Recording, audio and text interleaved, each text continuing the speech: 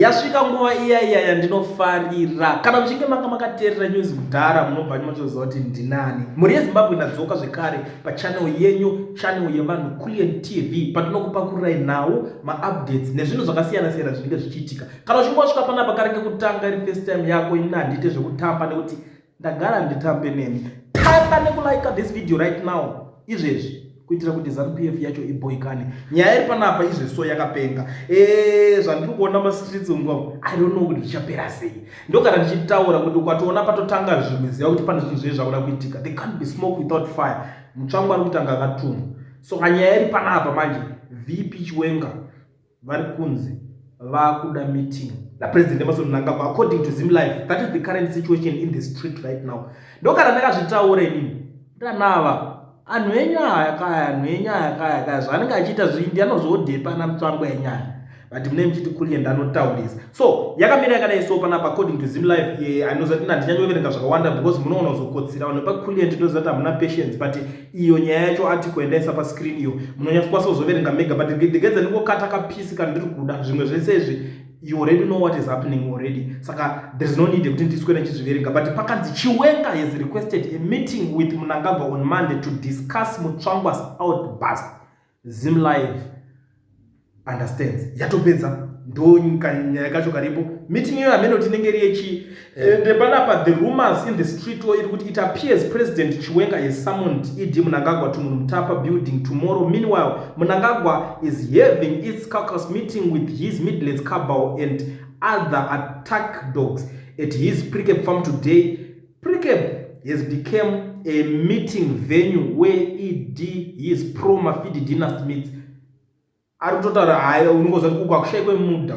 Ana Mudha vanobvunza kuti where is Mudha these days? Why is he so quiet? Hapana pokuti angacharamba achitaura vakangodhistribhuta mafoni pamwe akaita loss anogona kunge ane stress yekuti akapa varakashi mafoni asi havasi kugona basa, havasi kugona kukuvidzana nana Kulian paningirikini pamhepo. I think zvizhinji zvinenge zvichingoitika munongoziva kuti surplus data ravanenge vachivatengera pamwe rishoma harisi kukwana I don't know. Asi nyaya yekutoti vanotoshaya chekutotaura chacho ndo chinenge chichiitika because takamirira toti alright matumwa kuti mutaure muvasimbise nyeba itinzwe vachingopedza kunyeba tobva tavakrasha. Saka zvinhu zvacho hazvinzwisika but I don't know what is happening right now kuPrekeb farm kwacho kukwekwe. Inongoziva kuti zvinhu zvinenge zvichingotaurwa kwavo tichanzwirira zvakawanda.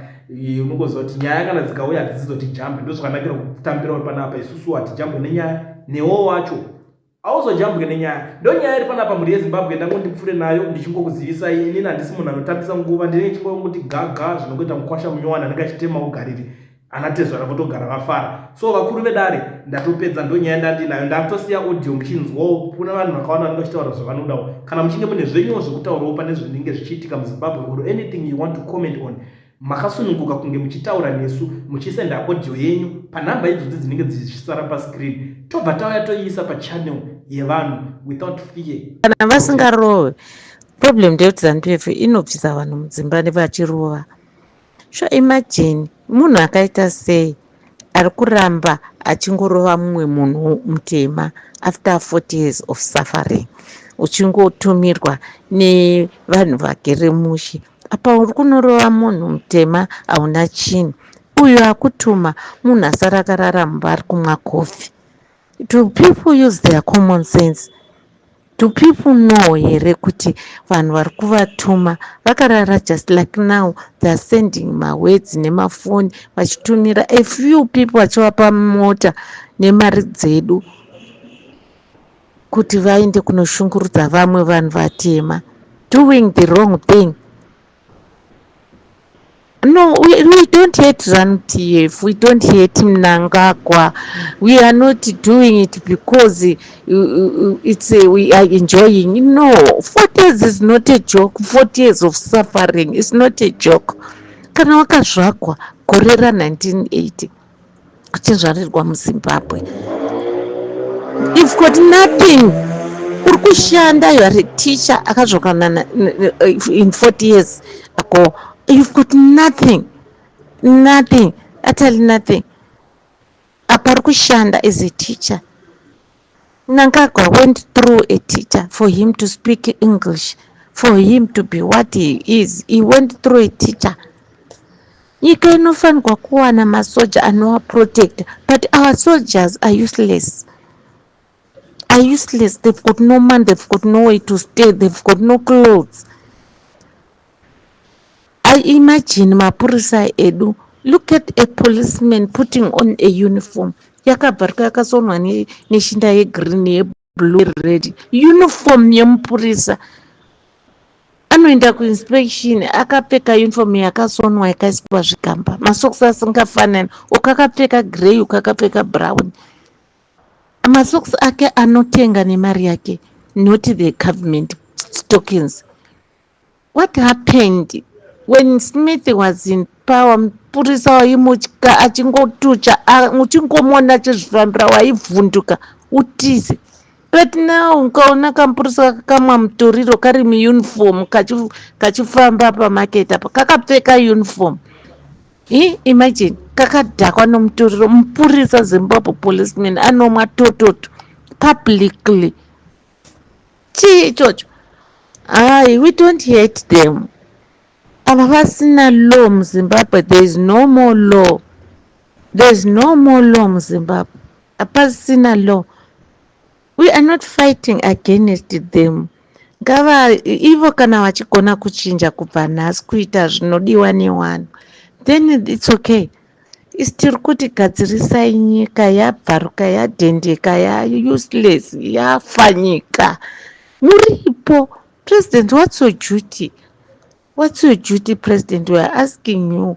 But you think we are fighting against you? We are not fighting against you. We are fighting against what you have done.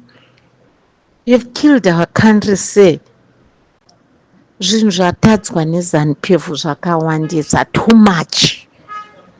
Zvinhu zvatadzwa neZANU-PF. Buildings dzese dzakazara mutown, yeMbruwayo, yeMukwekwe, yeMukadoma, yemuHarare ndezvaSmith. Ask President Mnangagwa zvavakavaka vana Mugabe for the past 40 years. Chavakavaka munomuta. We are suffering kushayiwa nzvimbo dzokugara mutown, maflats akazara ndeemakula. Saka isusu edu maflats tichavavaka kupi? Mabusiness premises edu tichavavaka kupi? Because muno muBruwayo city center mutown makazara mapremises emakula. Isisu varidzi venyika tiri kuloja kumakura, achibva nemari achidzokera nayo kuIndia, kuChina. Isisu varidzi venyika, we are not allowed kuvaka kakatumba kakamba just kamba kekuti vana vagare. You can't. But Mkula has got so many buildings mu-city center munomu. I-double story ine 6 stories, i-double story ine 10 stories, muna 5 Avenue, muna First, muna Second, muna Third, muna Robert Mugabe, 1 person. Is that fair? Tiri kutonga papi? Tichatonga papi? Guys, have mercy on us. God, pindirai Mwari. Tikumbira nyaya yemakula watorerwe some of the buildings. Some of the buildings ngadzitorwe. Some of the buildings in this country must be taken. Yekuti kana uchida kuve a full support of ZANU-PF unofanira kuita mhondi, muurayi, mbavha, gororo, unobva waita an active member inopuwa chigaro chepamusoro. Pasina izvozvo hapana chaunenge uchikwanisa kuzowana muZANU-PF. Ukaita mutengesi, ukaita mhondi, ukaita mbavha, ndio munhu anodiwa neZANU-PF kusvika pakupedzisira, because ndo zviri pamukuru wacho. Ari kuzviti mukuru wenyika asina kugara pachigaro choukuru wenyika nekuhwiniswa nevanhu, kugara neumpimbo, umhondi. Handiti ndo chinangwa chevanhu veZANU-PF. Saka hapana anokwanisa kudzidza zvakanaka zvichibudikidza nekuti mutungamiri haana chakanaka chaanoita. Anoseka vanhu vaanoti ndivhoterei kusvika ndisvike kuna 2030.